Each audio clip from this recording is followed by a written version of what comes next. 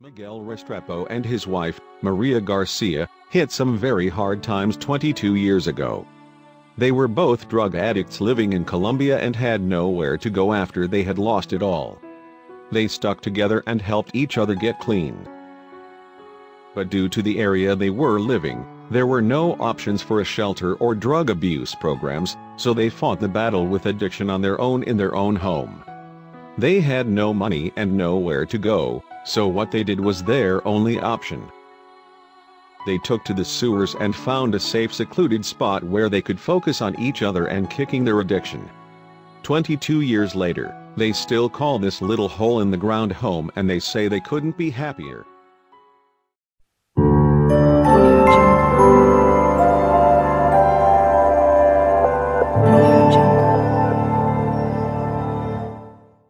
Miguel Restrepo and his wife, Maria Garcia, have called this place home for 22 years.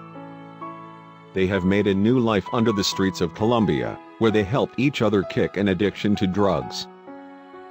They had no other choice on a place to live and found this abandoned sewer that they carved into their home.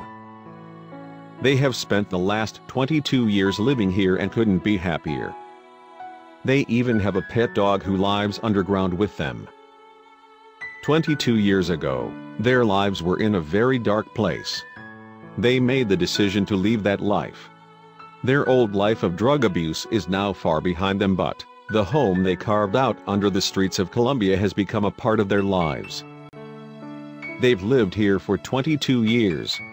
That's longer than most people stay in the homes that they have actually purchased. They even decorate the street around the manhole cover for the holidays, just like any normal household.